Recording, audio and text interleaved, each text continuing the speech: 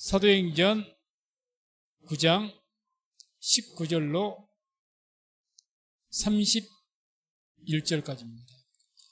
사도행전 9장 19절부터 31절까지.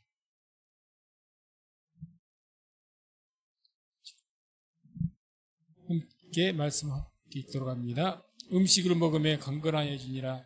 사울이 다메섹에 있는 제자들과 함께 며칠 있을새 즉시로 각 회당에서 예수의 하나님의 아들이심을 전파하니 듣는 사람이 다 놀라 말하되 이 사람이 예루살렘에서 이 이름 부르는 사람을 잔해하던 자가 아니냐.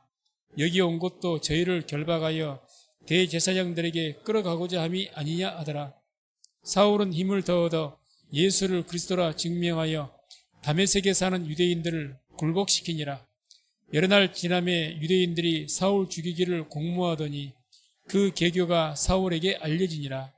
저희가 그를 죽이려고 밤낮으로 성문까지 지키거늘 그의 제자들이 밤에 광주리에 사울을 담아 성에서 달아내리니라. 사울이 예루살렘에 가서 제자들을 사귀고자 하나 다 두려워하여 그의 제자됨을 믿지 아니하니 바나바가 데리고 사도들에게 가서 그가 길에서 어떻게 주를 본 것과 주께서 그에게 말씀하신 일과 다메섹에서 그가 어떻게 예수의 이름으로 담대히 말하던 것을 말하니라. 사울이 제자들과 함께 있어 예루살렘에 출입하며 또 주 예수의 이름으로 담대히 말하고 헬라파 유대인들과 함께 말하며 변론하니 그 사람들이 죽이려고 힘쓰거늘 형제들이 알고 가이사랴로 데리고 내려가서 다소로 보내니라. 그리하여 온 유대와 갈릴리와 사마리아 교회가 평안하여 든든히 서가고 주를 경외함과 성령의 위로로 진행하여 수가 더 많아지니라. 아멘. 오늘 말씀은 사울이 다메섹에서 주님 만나는 체험을 하고 회개를 했죠. 이제 그 회개한 그 이후의 사건들이 쭉 기록되어 나옵니다.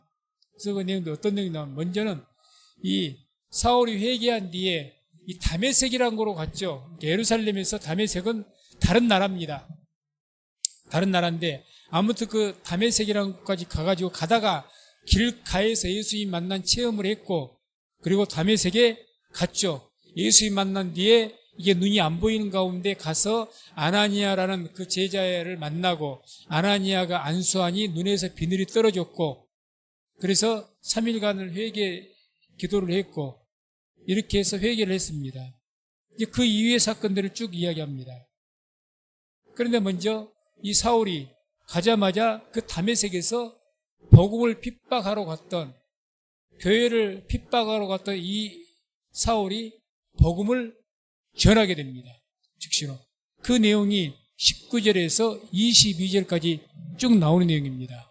그래서 19절에서 22절을 같이 다시 한번 읽습니다. 음식을 먹으며 강건하여지니라. 사울이 다메섹에 있는 제자들과 함께 며칠 있을새 즉시로 각 회당에서 예수의 하나님의 아들이심을 전파하니 듣는 사람이 다 놀라 말하되 이 사람이 예루살렘에서 이 이름 부르는 사람을 잔해하던 자가 아니냐. 여기 온 것도 저희를 결박하여 대제사장들에게 끌어가고자 함이 아니냐 하더라. 사울은 힘을 더 얻어 예수를 그리스도라 증명하여 다메섹에 사는 유대인들을 굴복시키니라. 아멘. 자, 여기서 20절을 보게 되면 즉시로 각 회당에서 예수의 하나님의 아들이심을 전파했다. 사울이 그랬겠다는 거죠. 사울은 지금 어떻게 알고 있습니까? 예수란 사람을 만나지도 못했지만 예수님 만나지도 못했던 사람이지만 그 예수님이 어떻게 되어 있는 것을 알고 있습니까? 십자가에서 죽은 것으로 압니다. 이미 죽은 사람이에요. 쉽게 말하면 사울에게 있어서는 그 옛날에 무슨 기적도 좀 일으켰고 놀라운 어떤 능력을 일으켰던 그 예수란 사람이 이제 결국 십자가에 못 박아서 죽었구나 이렇게 알고 있죠. 그 예수가 자기가 다메섹으로 가는 길가에서 그 예수님을 만나버린 겁니다. 그 예수를 만났기 때문에 지금 뭐라고 하는 겁니까? 그가 이제 회개하고 나서 예수님이 하나님의 아들인 것을 깨닫고 정말 예수님이 메시아신 걸 깨닫고 뭘 처음에 각 회당에서, 그러니까 이 각 회당이라는 곳, 이스라엘 사람들이 모인 곳들이 회당이죠. 유대인들이 거기서 하나님 예배하는 곳. 그래서 원래는 이 사울이 가장 먼저 가서 그런 곳에서 예수 믿는 기독교인들을 색출해내서 잡으려고 했던 겁니다. 그런데 이제는 오히려 이 회당에 가서 오히려 유대인들 앞에서 예수님께서 하나님의 아들이신 것을 이야기했다는 거죠. 아마 그렇게 우리가 상상을 하면 유대인들이 놀래도 너무 많이 놀랬을 것 같습니다. 왜?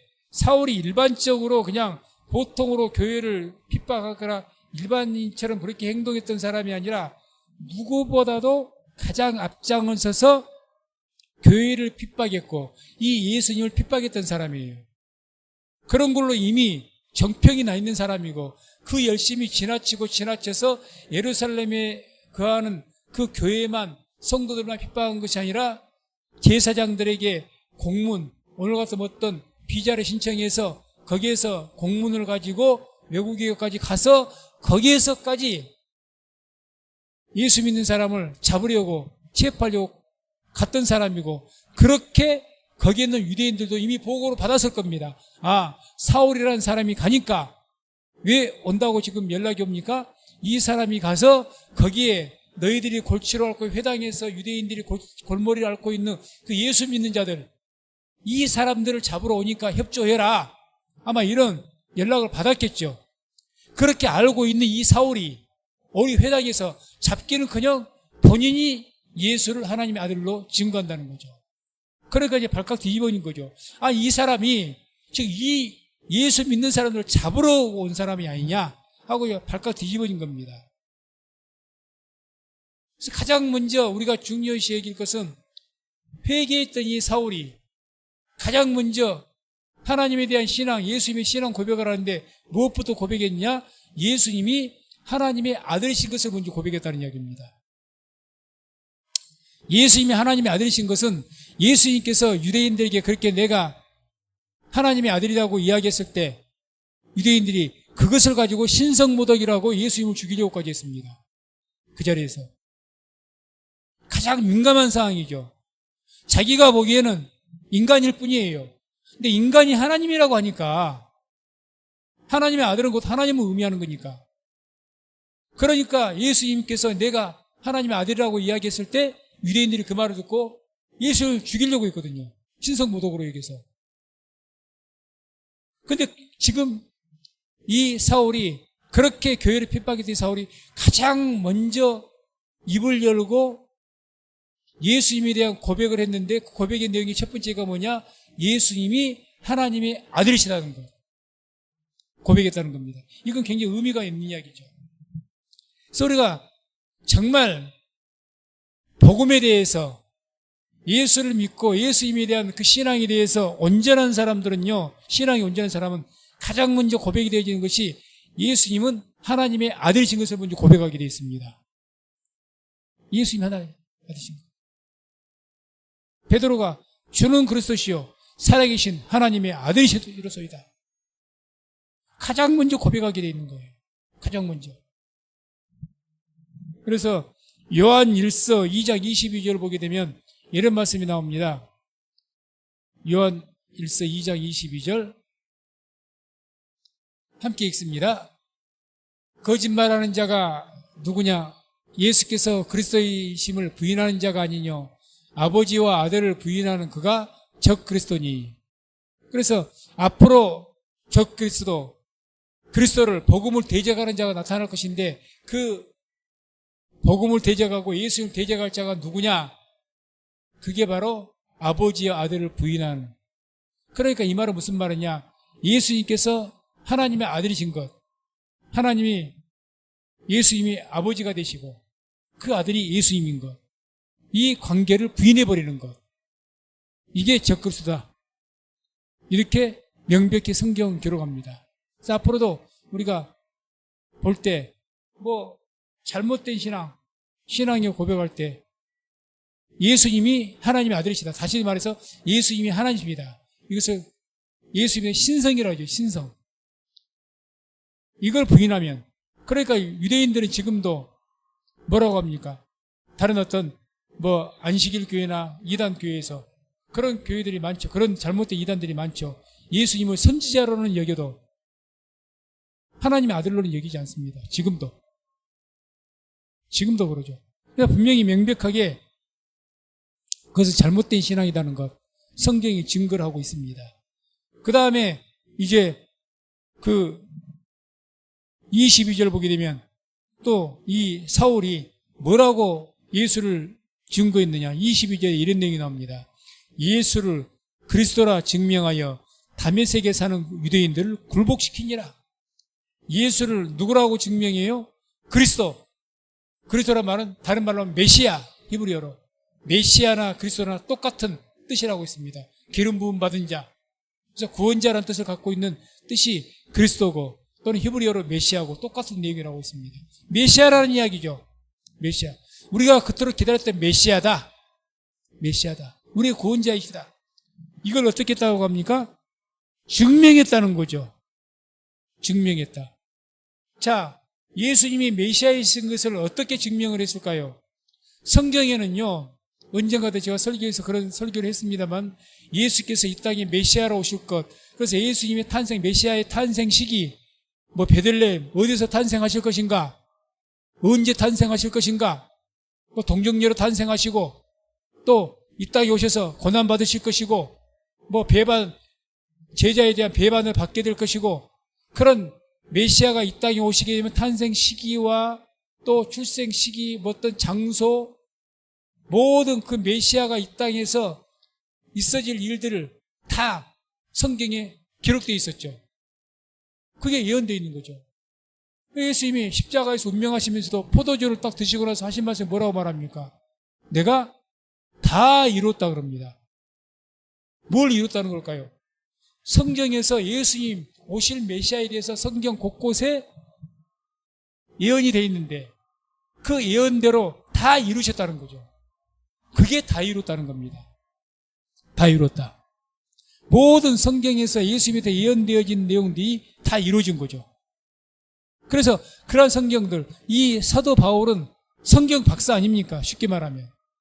가장 율법의 최고의 학부인 가말리엘이라는 그런 문화에서 최고의 학부를 나왔고 최고로 율법에 능통한 자입니다. 그래서 그 성경에 능통한 자이기 때문에 거기에 메시아에 대해서 너무너무 많이 나왔을 거예요.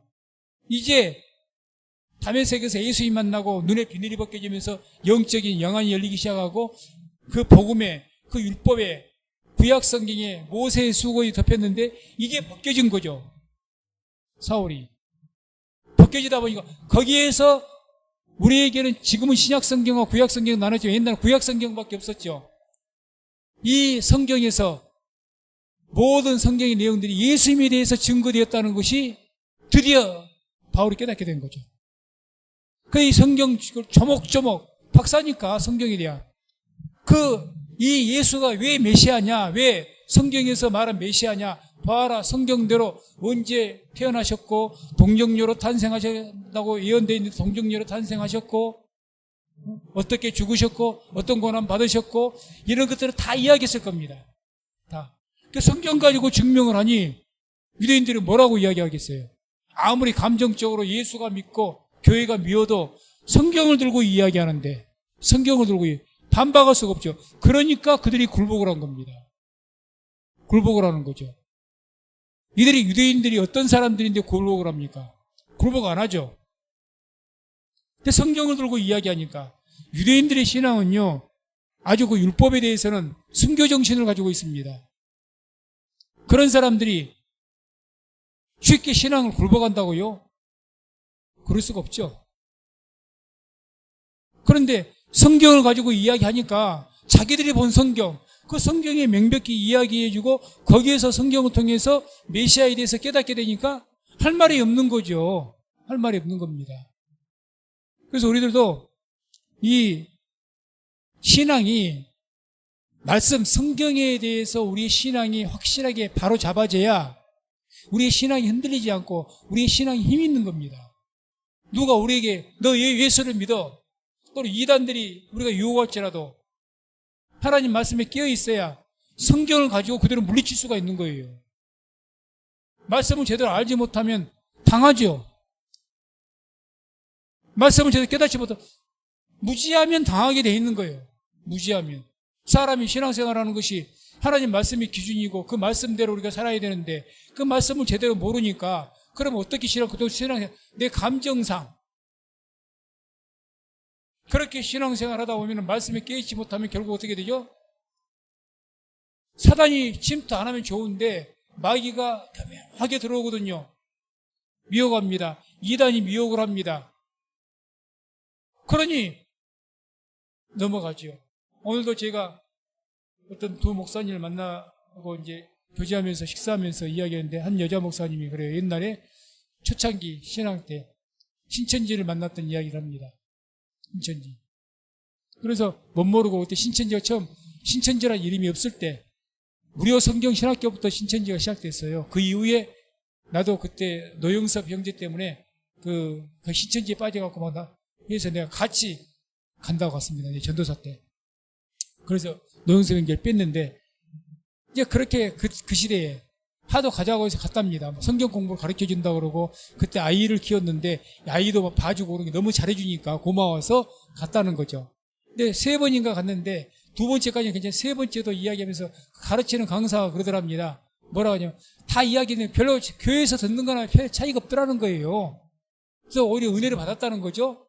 3번째까지 갔는데 가다가 그 강사가 갑자기 하는 말이 이건 왜 그런 말 했는지 모르겠지만 지금 이 내용은 여기 우리 교재에 나온 내용은 아닌데 뭐 이 이야기다 설명을 하다 보니까 잠깐 이야기를 다음에 뵈야 될 이야기 하겠습니다 하면서 우리가 지금 알고 있는 성령님은 이 성령은 다른 성령이다 뭐 이런 식으로 성령이 다르다는 이야기를 하여튼 그런 이야기를 했대요. 다른 정확한 문구의 내용은 기억을 못하는데 분명한 것은 자기 귀에 들리기를 저번이 지금 뭐 전도사고 뭐 가르친다는 저 사람이 말하는 것이 우리가 믿는 성령은 다 다르다. 지금 우리가 말하는 성령이 이 다르다는 말이 이게 뭔가 이상하다. 어떻게 성령이 다르냐? 성삼위일체 하나님이시고 다를 수가 어떻게 있느냐? 이게 이상해서 그것에 걸림이 되고 그때부터 안 나가버렸다는 거예요. 그래서 그나마 그분은 그때 당시에 그런 어떤 신학자 성령이 다르다. 성령이 다르다는 것을 여러 가지로 묘사도 할 수가 있겠고 영이니까 할 수가 있겠고 합리화시킬 수가 있겠는데 근데 아마 그 과정이 그때 가르칠 과정은 아니었던 것 같아요. 그때 과정이 아니죠. 더 빠지기 위해서 다음에 가르칠 내용인데 그냥 자기도 지금 배울 과정이 아닌데 이렇게 뭐 어떤 설명을 하기 위해서 잠깐 그걸 예로 들었던가 봐요. 근데 이게 이상하다 생각해서 그때 빠져나왔다는 거죠.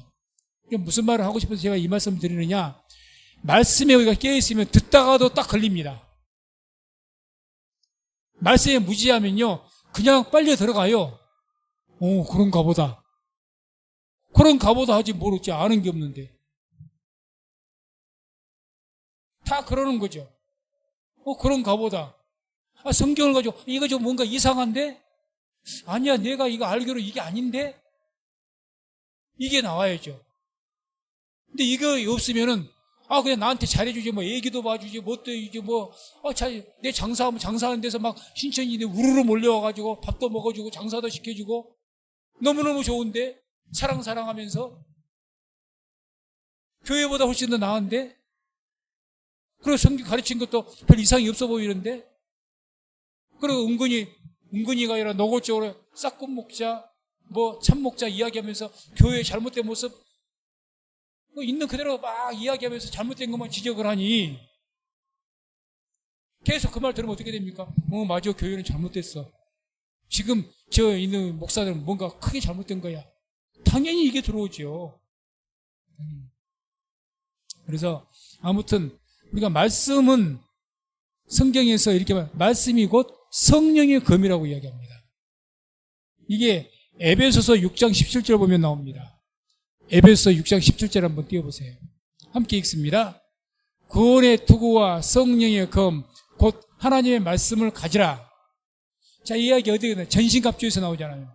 구원의 투구, 평화의 예비한 신발, 진리의 허리띠, 믿음의 방패, 가슴의 흉배, 이런 얘기를 쭉 하다가 딱 성령의 검, 이제 그 전신갑주 군사들을 말하는 거예요. 군사들이 투구 쓰고 갑옷 입고 흉배 차고 신발 신고 허리띠 차고 이런 거 쭉 이야기하다가 뭘 이야기해? 방패 이런 거 하고 그 다음에 성령의 검.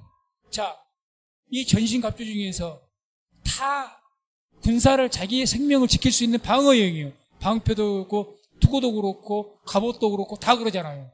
내 몸을 보호할 수 있는 도구인데 오직 공격용이 한 가지 있는데 그게 뭡니까? 말씀이죠. 검. 칼은 공격, 방어도 하지만 공격 주 목적은 공격이거든요.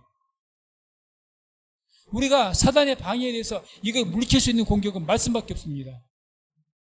성령의 검이라고 하는 거예요. 그러니 말씀을 모르면 검이 없어. 검이 없어요. 막는 것도 한계가 있지. 막는 것도. 이리저리 막다가 지치면 지가 별세 공격을 못하고 적을 죽이지 못하고 물리치지 못하는데 결국 맞아 죽죠. 성령의 검, 곧 말씀을 가지라고 하는 겁니다. 말씀을 가지라. 그래서 우리가 말씀, 여러 가지 훈련을 통해서 말씀을 듣고 하는 거 듣는 것. 아니, 예배만 드리면 되지, 뭘 또 수요일 가고, 제자 훈련을 받고, 또 가고, 또 이번 다음 주에 여리고 집중 기도해서 또 말씀 들고, 무슨 너 말씀을 그렇게 듣느냐? 성령의 검을 가져야 되니까. 자꾸 말씀이 들려야 나도 모르게 듣고 해야 내가 말씀으로 무장돼. 이게 성령의 검을 갖게 되는 것인데, 그래야 내가 다른데 잘못된 사람들이 미혹을 내게 했을 때, 아, 이건 아니야! 하고 물리칠 수가 있는 거죠. 단호하게. 무슨 소리 하는 거야? 그렇게 단호하게 거절하고 물리칠 수가 있는데, 없으면은 어떻게 물리칩니까? 그냥 좋은 곳이 좋다고 그냥 넘어가고, 거기 입술이죠. 그래서 많은 사람들이 이단에 빠지는 거죠. 그렇게 말을 해도. 그래서 한번 그래서 감정적으로 그들과 친해지고요. 그들과 함께 이렇게 섞어져 있어버리게 되면 이제 말 안 듣습니다. 우리가 그러잖아요. 사람이 감정적으로 어떤 사람과 친해지고 그러다 보면 이제 이성이 마비가 돼가지고, 아, 내가 치는 사람은 뭔가가 잘못해도 괜찮아 보여. 다 덮어주는 거예요. 그때부터 눈이 가려져 버린 겁니다. 아무리 그래서 그게 잘못했다고 이야기해도 안 들려요. 귀에. 안 들려요. 내가 좋아하는 사람이니까 이제는 같은 편이 돼가지고. 그러니 문제가 생기는 거죠. 그래서 아무튼 꼭 이렇게 우리가 수요일 날 또는 이렇게 말씀을 아니 나 혼자는 성경 공부 나 혼자 열심히 하셔. 그럼 그렇게 하세요. 그렇게 하시라고. 과연 그게 쉽게 되느냐? 안 되는 거죠. 안 되는 거죠. 자꾸 어떻게든 기회가 되면 좀 말씀을 들으려고 하고 이게 돼야죠. 예배 한번 드리는 것은 예배는 예배고 계속해서 말씀을 듣고 묵상하고 그렇게 찾고 안 그러면 잘못된 자들 굴복 못 시킵니다. 어떻게 굴복시킵니까? 우리가 말한다, 우리 식으로 말한다면 유대인들은 지금도 유대인들 우리가 보기 이단이나 다름없는 거예요. 아직도 예수님 인정하지 않으니까. 유대인들이 예수님 인정합니까? 안 그러잖아요. 지금도 그래서 이스라엘로 유대인들에게 복음을 전하자고 그렇게 하는 거죠. 그들에게 복음 전하기 위해서. 그들이 하나님 안 믿습니까? 하나님 믿어요. 우리보다 더 열심히 믿습니다. 메시아를 예수님이 메시아라고 인정하지 않는 것 외에는 다를 바가 없어요. 그래서 지금도 우리가 그들에게 복음 전하려고 하는 거죠. 그래서 항상 우리는 가장 신앙에 중요한 것이 기본이 말씀입니다. 그래서 개혁신앙의 정신이 오직 성경에 의한 오직 믿음이죠. 성경에 의한 믿음입니다. 항상 말씀으로 충만해서 잘못된 어떤 유혹이 있달지라도 말씀으로 물리칠 수 있는 은혜가 있기를 주의 이름으로 축원을 드립니다. 이제 두 번째 내용이 23절에서 25절까지 내용이 나오는데 이제 복음을 전하니까 아니 핍박하러 왔던 사람이 오히려 거꾸로 예수를 전하니까 유대인들이 가만히 있겠습니까? 핍박하죠. 이렇게 굴복한 사람도 있는데 그렇지 않은 사람도 있을 테니까 핍박을 하죠. 그래서 유대인들의 핍박을 받게 되는 내용이 나옵니다. 23절, 25절 함께 읽습니다. 여러 날이 지남에 유대인들이 사울 죽이기를 공모하더니 그 계교가 사울에게 알려지니라. 저희가 그를 죽이려고 밤낮으로 성문까지 지키거늘 그의 제자들이 밤에 광주리에 사울을 담아 성에서 달아내리니라. 아멘. 저희가 그를 죽이려고 밤낮으로 성문까지 지키겠답니다. 밤낮으로. 유대인들의 신앙의 열심은요, 이게 이제 안 좋은 열심이에요, 지금. 우리 교회를 핍박하는 열심인데, 어쨌든 열심 자체만 본다면, 유대인들의 그 신앙의 열심을 정말 배워야 되죠. 그런데 하나님, 진짜 하나님 믿죠. 인생을 걸고 믿고 생명 걸고 믿죠. 지금도. 정말 하나님을 믿을 때 그렇게 믿어야 되죠.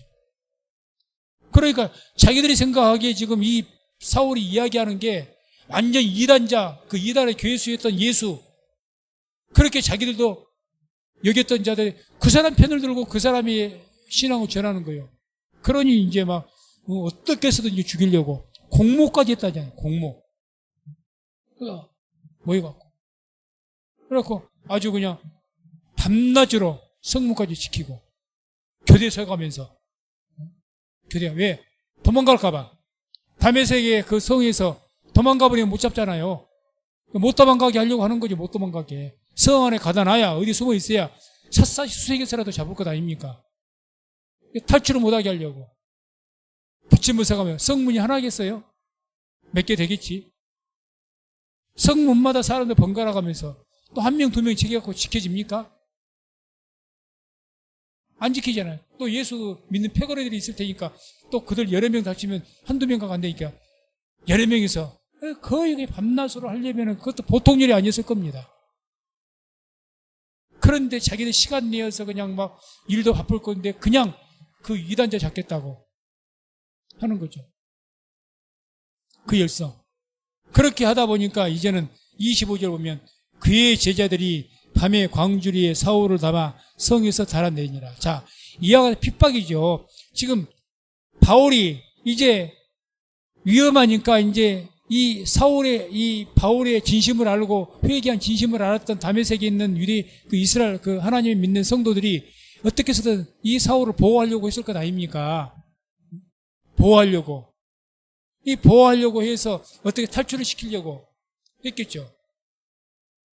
그래서 이 표현이 뭐라고 하면 25절 보면 그의 제자들이 밤에 광주리에 이제 성문으로는 안 되니까 아예 가망이 없으니까 창문에서 그냥 어떻게 해서든지 위험하지만 밧줄로 묶어가지고 큰 광주리에다가 사울을 담아서 한밤에 탈출시키려고 한 거죠. 그렇게 탈출시킨 거죠.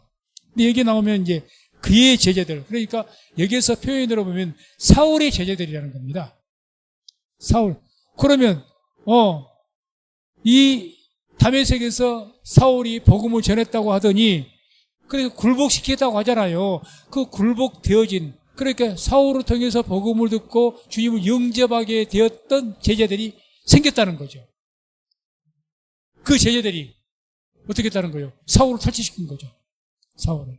여기서 우리가 알 수 있는 것은 얼마나 지금 핍박 중에 있습니까? 핍박 중에 있는데 그 와중에도 복음은 선포가 됐고 그 어려운 중에도 복음은 전파가 됐고 생명을 열어서 제자들이 생겼다는 거죠. 쉽게 표현하면 교회가 생겼다는 겁니다.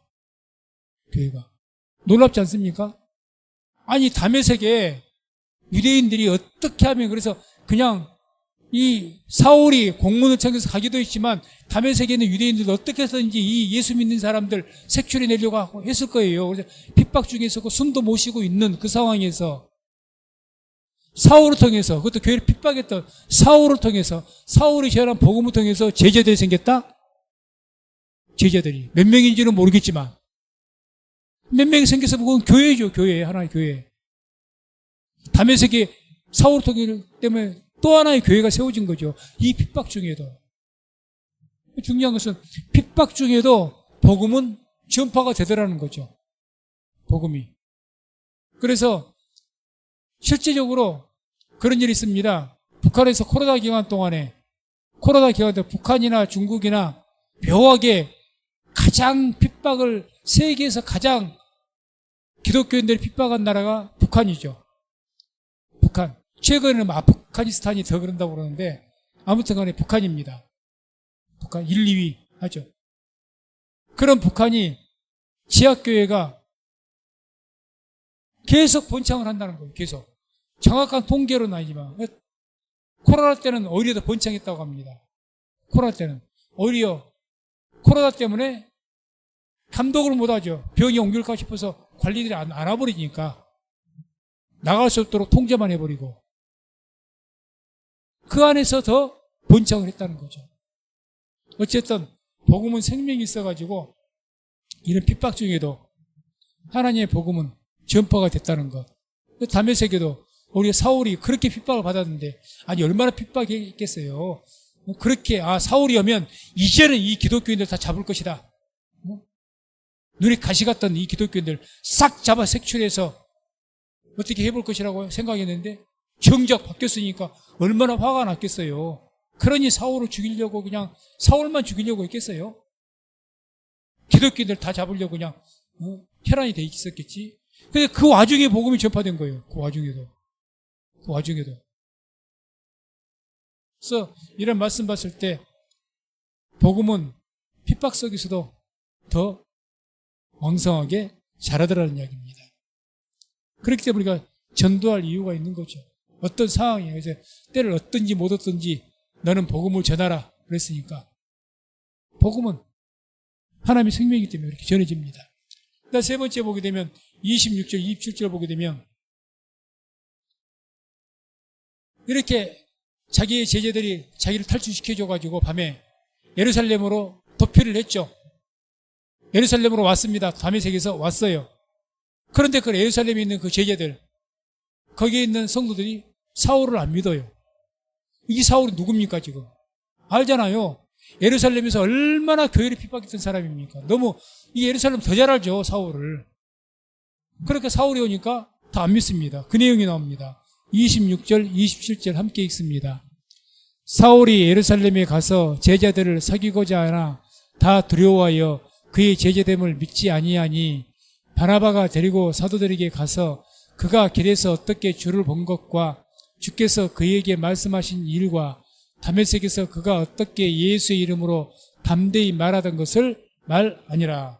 아멘. 다 두려워해서 사울을 안 믿는 거예요. 그럴 수밖에 없죠. 아니 얼마 전만 해도 이 사울이라는 사람이 얼마나 교회를 핍박을 했습니까?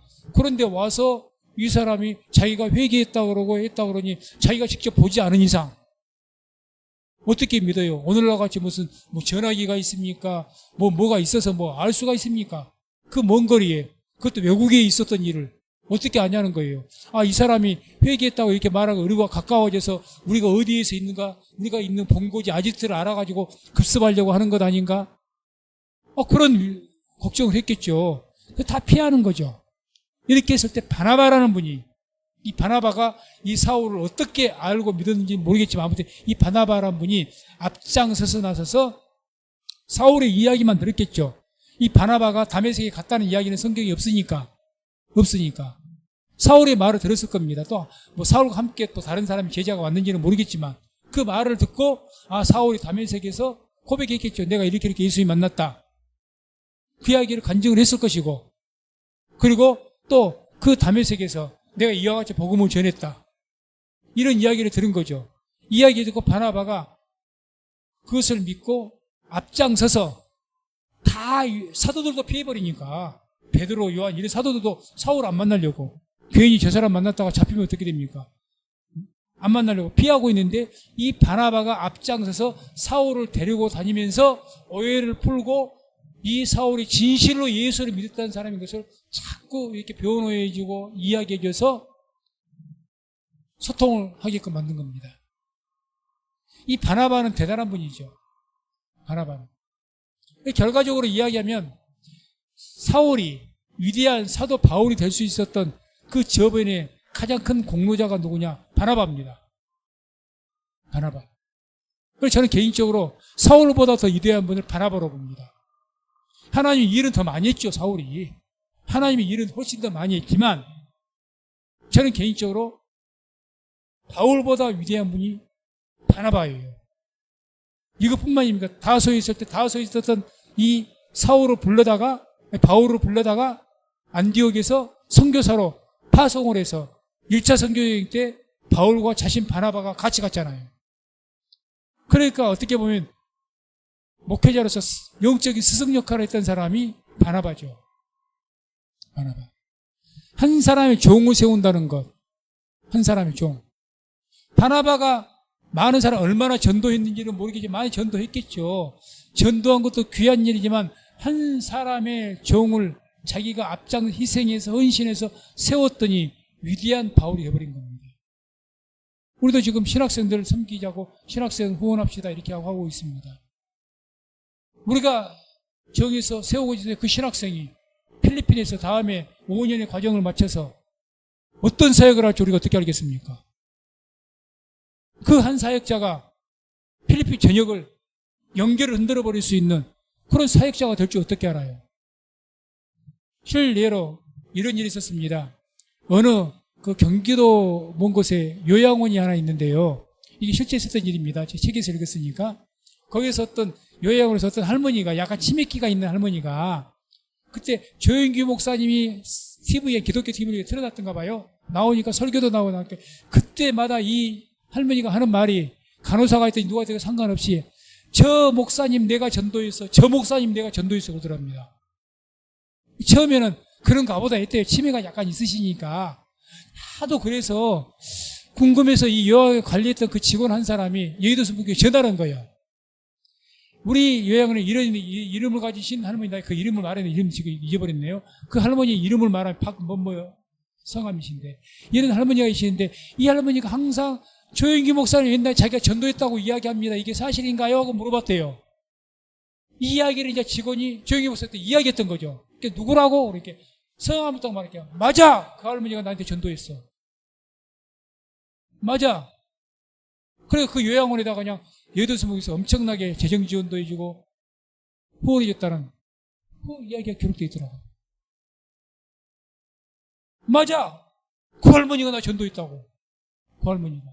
물론 전도야 이 사람도 할 수도 있고 저 사람도 할 수 있는데 전도한 분이 한 분이 맞다 그 말이죠. 맞다. 그 할머니는 자기가 전도했던 그 치매가 있는 상황에서도 그분이 너무 훌륭하게 되니까 그걸 잊지 못하니까 보니까 내가 이 조영기 목사 저분은 내가 전도했다고 막 나올 때마다 그랬다는 거죠. 얼마나 자랑스러워 뿌듯했겠습니까? 그런 거죠.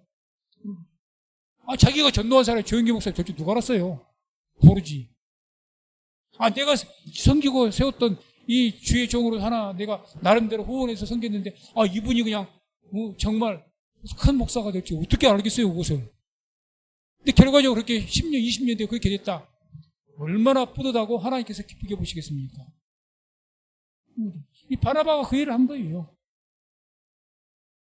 주의정 하나 세우는 일, 내가 섬겨서 교회 함께 교회를 섬기는 목사님 섬기는 것도 귀하지만 내가 주의정 하나 내가 떠나 이렇게 해서 도와주고 섬기는 일, 그게 너무도 귀한 일이죠. 정말 귀한 일이죠. 그래서 아무튼 이와 같이 바울이 되어지고 또 제대로 이제 선교 사역을 할 수 있는 거기까지 섬겨주고 후원해주고 했던 사람이 누구냐? 바나바라는 거죠. 바나바. 저는 개인적으로 위대한 바나바. 그 다음 28절에 30절까지 가면 이제 계속해서 예루살렘에서 15일이 있었다고 성경은 기록합니다. 15일밖에 못 있었던 거예요. 그렇게 해도 이제 이 사울을 피하지는 않지만 바나바 때문에 이제 이해를 했으니까. 그런데 이게 또 유대인들이 계속해서 거기에서 이제 사울을 예루살렘 내에서 유대인들도 가만히 있겠습니까? 제사장들이나 이런 사람들이 이 사울이 이것이 내게 공문을 청해서 기독교인들 잡으러 가더니 배반을 해서 더 일을 갈겠죠. 그러니까 그들이 이제 더 죽이려고 하니까 길리기아 다소로 이 바울의 본 고향 예루살렘이 아닌 소아시아라고 있는 곳에 그쪽으로 이제 보내는 거죠. 그 내용이 28절에 30절까지 나옵니다. 28절 30절 함께 읽습니다. 사울이 제자들과 함께 있어 출입하며 또 주 예수의 이름을 담대히 말하고 헬라파 유대인들과 함께 말하며 변론하니 그 사람들이 죽이려고 힘쓰거늘 형제들이 알고 가이사랴로 데리고 내려가서 다소로 보내니라. 아멘. 헬라파 유대인들이 함께 말하고 변론했다. 그러니까 또 예루살렘에서 또 변론한 거예요. 복음을 가지고, 성경을 가지고 예수가 메시아가 맞다. 근데 이 헬라파 유대인들이 이제 이걸 안 받아들인 거죠. 예루살렘의 유대인들이. 그래서 이제 이 사울을 죽이려고 힘썼다, 애썼다. 29절에. 그러니까 어떻게 해서든지, 아니, 다메섹하고는 다르죠? 다메섹은 이방 땅이지만 여기는 지금 쉽게 말하면 내 나라 예루살렘 수도 아닙니까? 예루살렘. 가장 군사력이 강하죠. 여기는 군사력이. 모든 군사력을 동원해서 사울을 잡으려면 얼마든 잡을 수가 있죠. 그러니까 속히 피신을 시키게 된 거죠. 15일 만에 예루살렘에 15일 정도 머물러다가 다소로 피신을 합니다. 그래서 형제들이 그 계획을 알고 이제 가이사랴로 데리고 가이사랴 항구 도시로 가서 배 타고 도망가게끔 한 거죠. 근데 우리가 이제 이 내용을 보게 되면 피신한 것처럼 보입니다. 죽지 않기 위해서, 잡히지 않기 위해서. 그런데 이것은 피신이 아니라 성경을 더 보게 되면 하나님의 섭리 가운데서 길리기아로 다소로 보내셔가지고 이 사울을 13년 정도 거기에서 하나님의 이방인을 위한 그릇으로 준비하셨다는 것을 알 수가 있습니다. 그 증거가 어디 있느냐? 그냥 우리의 상상력 아니냐? 아니요, 있습니다. 사도행전 22장 17절 21절 보게 되면 사울이 쭉 간증하는 내용이 나옵니다. 간증. 함께 같이 읽습니다. 후에 내가 예루살렘에서 돌아와서, 지금 다메섹에서 돌아온 걸 이야기한 겁니다. 예루살렘으로 돌아와서 성전에서 기도할 때에 비몽사몽간에 범에 주께서 내게 말씀하시되 속히 예루살렘에서 나가라. 저희는 내가 내게 대하여 증거하는 말을 듣지 아니하리라 하시거늘 내가 말하기를 주여 내가 주 믿는 사람들을 가두고 또 각 회당에서 때리고 또 주의 증인 스데반의 피를 흘릴 적에 내가 곁에 서서 찬성하고 그 죽이는 사람들의 옷을 지킨 줄 저희도 아나이다. 나더러 또 이르시되 떠나가라. 내가 너를 멀리 이방인에게로 보내리라 하셨느니라. 아멘. 지금 무슨 말? 그 예루살렘에 15일가 있었다고, 그 15일가 있을 때 성전에서 기도를 했다는 거죠. 성이 기도하는데 주님께서 말씀하셨다는 거죠. 말씀하셨다는 거죠. 그래서 뭐라고 하면 속히 예루살렘 나가라. 나가라. 그래서 내가 여기에서는 여기 있는 사람 너희 말을 듣지 않을, 복음을 듣지 않을 것이다 그러잖아요. 그러니까 저희는 내게 대하여 증거하는 말을 듣지 않을 것이다. 복음 안 듣는다. 귀가 닫혔다. 그러니 여기서 예루살렘 나가라. 그러겠단 말이죠. 그렇게 말하고 마지막에 21절에 떠나가라. 내가 너를 멀리 이방인에게로 보낼 것이다. 이방인을 위한 택한 그릇이라고 했잖아요. 그래서 예루살렘을 떠나서 다소로 간 겁니다. 다소로. 그러니까 결론적으로 무슨 말씀이냐? 지금 오늘 본문에서 28절 30절 읽으면 그냥 거기에 있는 예루살렘에 위험하니까 형제들이 그걸 알고 이 사울을 피신시켰구나 이렇게 보이는데 사람의 입장에 보면 피신을 시킨 게 맞아요. 하나님 입장에서는 그 피신이 아니라 하나님의 섭리 가운데 사울을 어떻게 했던 겁니까? 이방인을 위한 그 사도로 만들기 위해서 다소로 가게 한 거죠. 이게 하나님의 섭리입니다. 섭리. 우리가 보기에는 도망간 거예요. 제사장들이나 유대인들이 사울을 잡으려고 했던 사람들은 그러겠죠. 사울 저거 내뺐네. 제주도 좋네. 속된 말로 그랬을 것 아닙니까? 우리가 그렇게 지키고 있었는데 어떻게 도망갔지? 그랬을 것 아니에요. 도망간 것이 아니라 하나님께서 능히 없어서 못 지켜주겠습니까? 그게 아니라는 거죠. 하나님께서 길리기아 다소 가게 하신 거죠. 그러니까 미리 그때 기도하니까 하나님께서 예루살렘 떠나가라. 내가 너를 이방인의 그릇에 세웠다. 그래서 13년간 거기에서 내가 14년간 뭐 했느냐? 거기에서 이방인의 사도로서 키움을 받는 거죠. 거기서.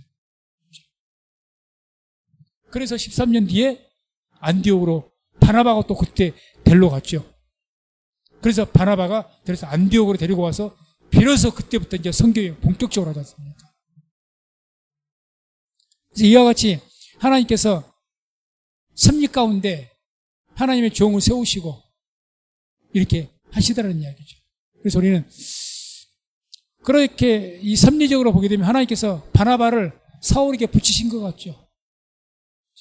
그래서 바나바가 하나님의 뜻은 사울을 통해서 사울을 바울되게 하셔서 이방인의 택한 그릇을 세우셔가지고 이방인들 전 유럽에 복음을 전하게 하시는 게 하나님 계획이에요. 이 계획에 이 사울을 바울로 세우는 데 있어서 그 세우는 데서 귀한 도구로 사용되어진 사람이 누굽니까? 바나바였다는 겁니다. 바나바. 결정적으로 귀한 도구. 우리도 뭘 위해 기도합니까? 하나님의 일 이루는 데 있어서 귀한 도구로 사용되기를 기도하지 않습니까? 귀한 도구가 되기를 원하죠. 우리 성민선목교 복음이 전해지는데 내가 여기서 귀한 도구로 누구든지 사용되기를 원하는 그 사모해야 마땅한 것이고 이걸 사모해야죠. 이왕 내 인생이 내가 헌신하면서 나의 헌신이 우리 성민교회를 통해서 하나님의 뜻이 이루어지는 것에 귀한 도구로 사용돼야 되지. 있으나 마나 한 것이 되면 안 되지 않습니까? 열심히 일한 것이 하나 마나 있으나 마나 흐는 둥 마는 둥 그거 자기에게도 아무 유익될 것도 없어요. 하나님께 영광될 것도 없고 이왕 이렇게 헌신하고 저렇게 헌신하는데 헌신한 이상 나의 헌신이 귀하게 쓰임받기를 바라야 되죠. 귀하게. 내가 드리는 예물이 귀하게 쓰임받기를 바라야 되는 것이고 그게 우리의 소망이 돼야 되죠. 그게. 근데 아무튼 바나바는 정말 위대하게 쓰임받은 거예요. 바나바가 누구였습니까? 우리가 5장 보게 되면 그 아나니아와 삽비라 이야기 나오는데 그 아나니아 삽비라가 왜 자기 재산을 드리려고 했느냐? 바나바 영향을 받은 거예요. 바나바가 먼저 재산을 드렸거든. 바나바가. 교회에. 헌신해서. 그래서 성도들이 막 바나바를 칭송을 하고 그러니까 아마 그 칭송이 부러웠던지 자기들도 하겠다고 했다가 그냥 콩구멍이 난 거죠. 외식적으로 했다가. 자, 아무튼 간에 이 바나바가 여러 가지로 교회에 헌신하고 봉사했던 사람입니다. 근데 그때 봉사님 정말 그 헌신과 봉사에서 가장 귀하게 쓰임받았다고 말한다면 저 개인적으로 바나바입니다. 이보다 더 귀하게 쓰임받을 수가 있을까? 그 위대한 하나님의 종을 갖다가 결정적으로 세울 수 있는 그 역할을 감당을 했으니까. 그래서 이와 같이 우리가 섬기는 것이 내가 섬긴 교회가 아니요 우리 섬겼던 성민순복교회가 예를 들어서 하나님은 내가 정말 하나님의 큰 일을 하는 교회가 되어진다면 우리가 여기 성민교회에 섬겼다는 것이 얼마나 영광이 되겠습니까? 다들 그 여의도순복교회 거기 함께 조영기 목사님과 함께 개척을 했고 함께 했던 사람들은 얼마나 지금 마음속에 큰 기쁨이 있을까요? 그래도 목사님과 함께 내가 그때 그 어렸을 때 지금 다 나이가 드셨고 장로님이시겠지만은 내 전도했던 그 할머니도 그렇게 영광스러워서 난리인데 평생 조영기 목사님과 함께 개척하면서 천막 때부터 함께하면서 했던 분들은 얼마 섬기면서 했던 분들은 얼마나 영광이 되겠어요. 근데 그렇게 될지 안 될지 어떻게 아냐고 이거.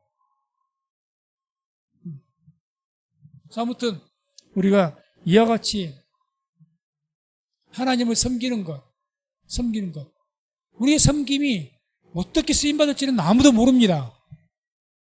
다만 우리는 믿음으로 섬기면서 하나님께 기도하실 때 나의 섬김이 하나님 앞에 귀하게 쓰임받게 해달라고 기도하시기 바랍니다. 귀하게. 정말 귀하게 쓰임받게 해달라고. 저도 목회자로서 마찬가지죠. 하나님 제가 목회를 하는데 이 목회하는 것이 하나님께 귀하게 쓰임받기를 원합니다. 제가 주님의 귀한 도구가 되기를 원합니다. 항상 기도하죠. 마지막에 이제 31절 보게 되면 이제 사울이 다소로 피신한 뒤에 피신이 아니죠. 이제 그렇게 간 뒤에 예루살렘 교회가 이제 평안이 오고 든든하게 세워졌다 이런 내용이 나옵니다. 31절 함께 읽습니다. 그리하여 온 유대와 갈릴리와 사마리아 교회가 평안하여 든든히 서가고 주를 경외함과 성령의 유로로 진행하여 수가 더 많아지니라. 아멘. 이제 예루살렘 교회의 가장 큰 문제였고 가장 큰 위협이 됐던 것이 뭐였죠? 사울의 핍박. 그랬잖아요. 이 사울의 핍박이 가장 문제가 됐어요. 교회 핍박이었으니까. 이 문제가 어떻게 해결된 겁니까? 인간의 상상을 초월할 방법을 해결이 된 거예요. 예를 들어서 하나님께서 누군가 사울을 죽여버렸다면 사울을 죽여서 그렇게 됐다. 하나님께 죽여서 그렇게 됐다. 그런 가보다 할 수가 있어요. 그런데 상상을 초월해서 가장 교회를 핍박했던 사람이 은혜를 받고 회개하고 돌아와서 그 사람이 하나님을 증거하고 복음을 증거하더라. 그래서 오히려 다메섹에 있는 사람들에게, 예루살렘의 그 유대인들에게 복음을 전하고 그들을 회개시켰다, 굴복시켰다. 이게 우리가 다니엘 기도회에서 간증 들으면, 아니 무당이 돌아와서 하나님 믿는 것이 정말 대단하잖아요. 무당이 직접 교회를 핍박한 사람은 아니지만, 저렇게 무당, 조상 대대로 엄마가 무당, 동생이 무당, 무당, 다 무당 집안인데 돌아와서 그 여자분 이름을 잊어버렸네. 예수 믿게 됐잖아요. 어떻게 저럴 수가 있지? 그보다 더 희한한 거죠. 교회를 핍박했던 사람이니까. 원수같이 여겼으니까, 교회를. 얼마나 원수같이 여겼으면 그렇게까지 했겠습니까? 그런 사람이 돌아서서 오히려 복음을 증거했다? 이건 상상을 초월한 일이었죠. 그러니까 이제 이렇게 되니까 여기에서 이제 주를 경외함, 마지막 주를 경외함과 성령의 유로로 진행할 수가 더 많아졌다. 주를 경외하게 되었다. 왜? 하나님이 행하신 일을 보고 누린 거죠. 사울이 그렇게 핍박자가 있었는데 그냥 사울이 여기를 떠나게 하든지 병들게 하든지 죽게 하든지, 그렇게 하나님께서 이 문제를 우리 자기들의, 아마 성도들이 그 사울이 그렇게 핍박했을 때 그렇게도 기도한 사람이 있었을 거예요. 주여, 저렇게 사울한 사람이 성도들을 잡아서 가두고 죽이니 저 사람을 좀 주님께서 쳐주시옵소서, 병들게 하든지 죽게 만들든지 해달라고. 왜 그렇게 기도하지 않겠습니까? 그렇게 기도한 사람들도 있었을 거예요. 근데 그런 방법으로 하지 않으시고 그가 회개케 만드시고 오히려 더 위대한 하나님의 복음을 증거자로 만들었으니 얼마나 이게, 그러니까 하나님을 더 경외하게 되고 그 일을 행하신 하나님, 그리고 하나님의 성령의 위로가, 성령의 격려하심이 있어서 점점 더, 그래서 아마 흩어졌던, 우리가 8장 1절 보게 되면 뭐라 나옵니까? 교회 핍박이 생겨가지고 거기 예루살렘에 있는 교회 사도들 외에는 다 흩어졌다고 했잖아요. 예루살렘 교회 수천 명, 3,000명, 5,000명이 회개해서 수만 명이 되었을 그 교회가 사도들 빼고 12명의 사도들 빼고는 싹 다 도망가 버렸답니다. 성경의 기록이. 그렇게 핍박이 컸던 거예요. 근데 이 일을 겪은 뒤에 다시 이제 회복이 됐겠죠. 다 그 수천 명이 다 돌아오게 되는 거죠. 다 평안하게. 그래서 우리가 오늘의 이 말씀을 통해서 우리가 알 수 있는 것은, 교회는요, 하나님의 방법으로 하나님께서 세우십니다.